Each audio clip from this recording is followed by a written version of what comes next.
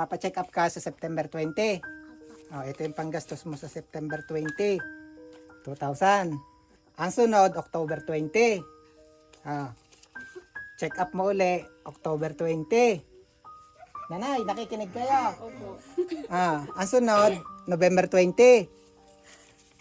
Ito yung panggastos uli, pabalik ng ospital sa November 20. Ang sunod,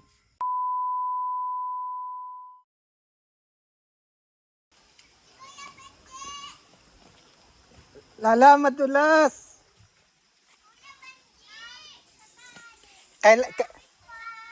Kailan mo pa ako naging kuya? Ha? Madulas. Ay, lalong ayaw ko nung magastos.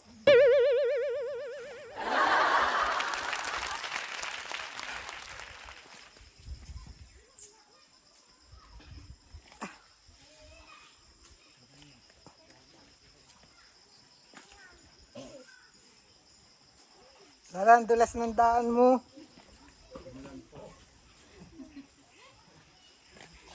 Naulan pa rin dito.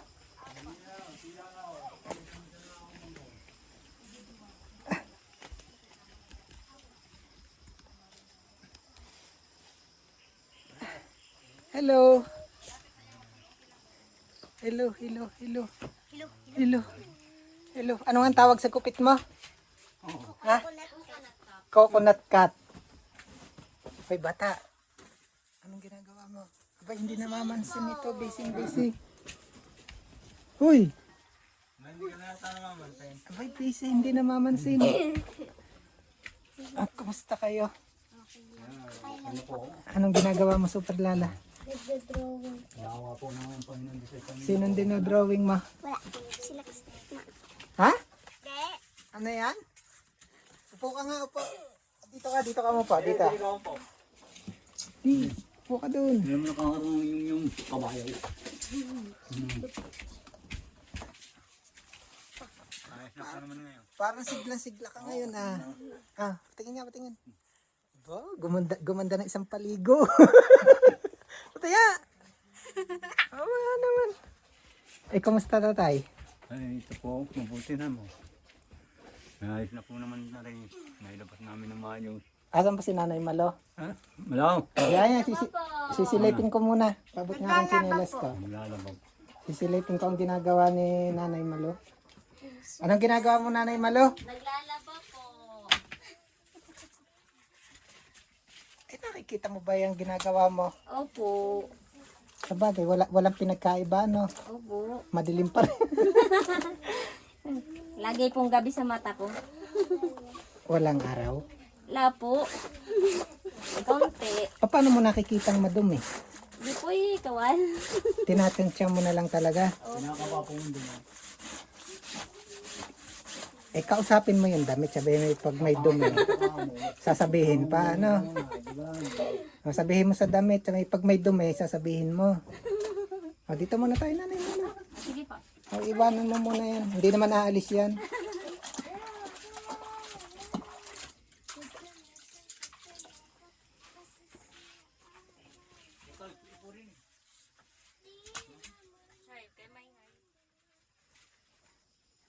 Paano mo nalaman yan ang pupunasan? Kabisado mo na? Opo. Sino naglalagay dyan ng punasan? Ikaw din. Kaya alam mo. Sa susunod ang ilagay nyo dyan, yung damit ni Lala. Alam mo kung saan ka pupunta? Sa upuan po. Saan ang upuan? Ari po. Ay doon, tumabi ka sa kanila doon sa inyong kama. Sama-sama kayo doon. Tamang sira-sira. Kabisado mo na yung pangkilos. Opo. Hindi mo, wala ka talaga nakikita. Kaunti lang po pag mainit pong araw. Yung liwanag lang. Opo. Ay, sayang. Alam mo kung bakit sayang? Kasi kung nakakakita ka lang, makikita mo kung gaano ako kagandang lalaki. Aba, inilig eh. Di ka nga, sabihin mo nga kay mama kung gaano ako kagandang lalaki. Dali. Dali na. Pogi. May bangon. Sabihin mo kay mama kung gaano ako kaganda lalaki. Pogi. Anong tawag nga sa gupit mo? Coconut cup. Sino man naggupit sa'yo? Siya po. Ah, ikaw din? Kupitan kita. May darap ko na talaga. Lapit ka nga dito, tatay. Tatay, lapit ka dito. Yan. Kumusta yung pagka-confine? Ayos po naman. Ay di, sabi nga po ng doktor, ay kinunan po na naman siya ng dugo eh. Yung bawas po ng malapot. Binawasan. Po, hindi naman po sinalinan. Parang binawasan. Oo, para, sinalis po ng lapot. Oo. Tapos mapalitan ng maayos na ano. Hindi tinuro ka po ng mga antibiotic. Pirahan doon sa pagkakabawas. So, tinuturo ko ng antibiotic. Kayo ba nakailang araw doon? 5 po. Ay, nakalima. Matagal din pala. Super lala. Kukwento ko po sa inyo. 5 pong suyo. Nakalima din. Ano yung nanay malo? Ang tayo po, kami po napasugod nung Biyernes na bagong pasok. Dahil inihatid ko po sila, ang dapat pong magbabantay ay si Eileen, yung pong nakilala ko na asawa ng taga Bulacnin po. Ang tayo po niya nung ako po ay umalis, dahil bawal nga po daw ang maraming bantay. Ang tayo po ay ang garto po yung swero, sabi po niya. Ayoko na, uwi ako. Hoy! Ano? Actually, ano po ito, kinausap ko, sabi ko, pag ikaw ay nagligalig na naman dyan, lumabas ka ng hindi okay pa. Hindi na ako babalik. Di po tumawag po yung aking gagawin sanang bantay at siya daw ay naiyak na rin. Sabi ko, Diyos ko po, ano kayang gagawin? Ayun na nangyari, kaya naging bantay, ay si tatay. Opo. Ay, kumusta ka anak doon sa ospital? Okay lang po. Okay lang po. Ha? Okay lang po. Masigla po ngayon. Sino nga yung nakasama niyo? Yung... Si Eileen. Hindi Di ba- mo yung taga Patangas din. Siya rin yung nag-asikaso, di ba? Opo, siya Kaya ang nga, bigay ko lahat ng- magkano yung naging bill tatay? 45 po. 45,000 ho. Tapos, may binayaran kayo paglabas. Wala po. Yun yung sinasabi ko. May malalapitan naman sa public hospital. Po. Ang kailangan lang, may mag-aasikaso at may mag-aabala talaga. At malaking tulong si ate. Ano nga ang pangalan? Malaking tulong ni Eileen sa amin dahil nakilala ko siya na siya po ang nagburgal sa akin na buhat pa po nung magpa-check up sa Colosseum. Tinanong po niya sa akin kung sino daw po makakasama nito mga ito. Sabi ko, Neng, wala. Yun lang ka kung mag-aama. Ay sige po, ako po na lang. Siya po nag-present sa akin ng ganun. Presenta. Magpasalamat ka kay anong pangalan? Ate Aileen po. Aileen. Aileen. Yeah, Magpasalamat ikaw. Maraming salamat, Ate Aileen. Sinamama kami sa ospital. Sabi, mama, chup chup. Okay, nagpapasalamat Malaking sa... tulong. Ano pa? Opo, wala pa. Napakalaking Malaking tulong. tulong. Talaga pong kahit na hindi namin kaano-ano yun. Kahit po wala kami nung relasyon na kahit sa isa't isa. Basta po nakilala ko lang siya. Yan ang kagalingan talaga. Yun ang sinasabi natin na ang kailangan lang talaga may mag-aasikaso. Ano? Malaking tulong Siya yun. nga po hindi na naantay ng dapat po ay ngayon pa po ang labas, hindi na po nakapunta doon sa isa. Hindi na po nakaantay ng tawag doon. Hindi naman PhilHealth po eh. Puro PhilHealth na lang po ang pinasok niya. Pinasok ko, hinihingi mo namin sa malasakit. Yun, sa malasakit, hindi po Hindi ko kakayanin noon. Ay di, hinihingi po rin sa malasakit. Basta sa madaling salta, lumabas kayo. Wala na kayong binayaran. Wala na po. Tapos paano may mga follow-up check-up siya? Opo. Doon na rin. Oo, doon na rin po. May bigay kami, nabigyan po kami ng papel. Tapos nang nakikita ng gamot. Hindi Ang yung gamot po nito kuya dalawa. Yun na yung iinumin niya lagi. Kunin mo nga. Naku, dala ni Inin. Talaga. Nagpapabili po ako ko doon sa aking eskwela. Alas 7 ng gabi. Ay, sayang-saya na eh. Ang ganda na yung kulay mo. Oh. Pati nga anak na mukha. Abay, napakarami pong kakukuha rin ng dugo. Ay, talagang binawasan. Ano? Ilas po ang lapog. May dugo ka pa. Kinuha eh. Pati nga kamay mo. Oo, yan, ayos na. Maitim pa rin, pero hindi na katulad dati. Parang ugat na lang to eh, yung naiiwang maitim. Pero malaking improvement. Oh, ang ganda-ganda na ngayon eh. Kami po nakarating sabi dito pa ng noong gabi ay alas 10 na po dahil po Dire-diretso lang pinatatahan ko ang po hindi ko gamot po at pick-up. mapatahan. Yan. Dire-diretso lang. Tuwing kailan po ang check-up? Ka-20 po. Ng buwan. Oo. Yun yung dapat hindi liliban.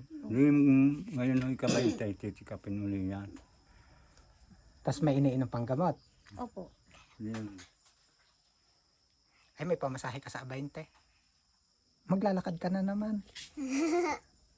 Ayun po namang daw pinadala Kasi nung nasa ospital po sila, mayroon na po akong ipinadala nun. Opo, ay binigay po sa akin ng 1,000. Tapos, Ang kanina naman may gastos daw naman nila doon sa pagkain. Yung iba yung panggastos Ako doon. ako yung pasisya at wala naman ako yung ibigay sa yung pangkain mo, ikapulya na lang. Ay, sila labay nakain na ng ayos. Ay, Nakain wala ka na? po, ang wala po siyang kandira. kainin. Ang wala kakainin. Baka asinan pa rin ang ulam mo. Marami pong bawal sa kanya, kuya. sabi Bawal ko, pong manok, bawal chocolate. Bawal ang manok. Bawal. Tapos hingi ka na hingi ng Jollibee. Prutas dapat ang kinakain mo. Bawal po sa kanya, soft drinks. Marami pong bawal. Papalya, Ampalaya, bawal din talabos. po. Ay kaya pala tinabas na naman pala yan doon. Pero pag prutas, pwede. Pwede po. Sa kanya, Bawal ko lang. bawal ang kape, gatas. Yan. Ay, ang dami palang bawal sa'yo. Bawal po. Oh. Di bawal ang gout. Kasi po daw Pati daw prutas bawal kasi matamis. yung ampalaya daw po, nakakala po. Usod kayo, usod. Yan. Anong tawag dito? Mahiwagang bag. Usod ka nga, Nanay Malo. Ano ang favorite mo? Ubas. Kita eh. Oh, yan. Ayan, nagladla. Yan na, ang ubas. Tingnan mo, tingnan mo. Yan. Tapos, mahiwagang ano. Apple. Ang daming prutas na super lala. Tama super lala. Yan ang kakainin mo ha. Yan daw nakakainin mo. Wala nang iba. Wala na iba. Puro bawal sa iyo. Yan. Ang dami yan. Sige. Ayan pa. Hoy, busy ka ng pagsilipon mo. Yan. Dami yan. Dami eh. Oh. May kulang pa. Meron. Bag. Ayan. Kata kaya maarilala. Tingnan. Tama ha. Nasaan si Janly? Nagsiselfon po, busy. Super lala. Tingnan mo aray ha. Tingnan mo. Wow. Lala oh. Hawakan mo. Dali. Okay. Yan. Ano? Model ka ng ubas. Ayan. Ano sasabihin? Uy, Sabi, Salamat po. ba't hindi mo mahawakan? Ang dami. Babawasan ko, iwi ko iba. Kakain ka ng prutas ha. Wala nang dahilan para ano, ayan oh. Ang dami niyan.